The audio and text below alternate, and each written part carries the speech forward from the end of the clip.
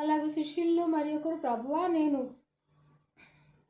నా తండ్రిని పాతిపెట్టుటకు నాకు సెలవిమ్మని ఆయనను అడగగా, యేసు అతను చూసి, నన్ను వెంబడించుము, మృతులు తమ మృతులను పాతిపెట్టుకొని నిమ్మని చెప్పాను. అయితే వాళ్ళ తండ్రి గారు చనిపోయి ఉన్నారన్నమాట.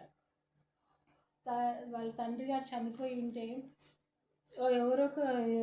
ఎవరు వాళ్ళు, శిష్యులలో మరి ఒకడు.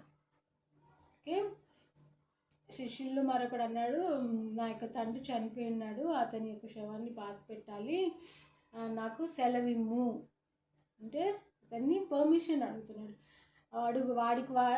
అతనే వెళ్ళిపోయి, నేను ఇక్కడ పనిలో ఉన్నాను, మా నాన్నగారు చనిపోయారు, మా నాన్నని బాధపడుతున్నాను అని అట్లా సొంతంగా వెళ్ళిపోకుండా తను యేసుక్రీస్తుని పర్మిషన్ అడుగుతున్నాడు. మీరు నాకు సెలవిచ్చిన ఎడలే వెళ్ళి నా యొక్క తండ్రిని శవంను పాతి పెట్టేస్తాను అంటే యేసుక్రీస్తు ఎంత చక్కటి సమాధానం చెప్తున్నాడు.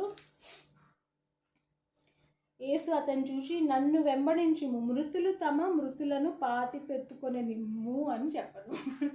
మృతులు తమ మృతులను అంటే ఎంత హేళన ఉంది ఆ యొక్క వర్స్లో.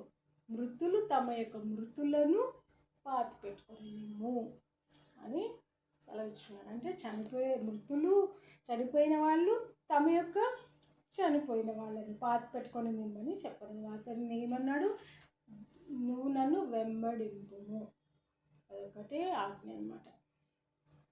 అట్లా మృతులు తమ మృతులను పాతి పెట్టుకొని నిమ్ము అని చెప్పాను అన్నమాట యేసుక్రీస్తు. అలాగూ మనం కూడా we have to follow Christ Jesus with our mind and heart.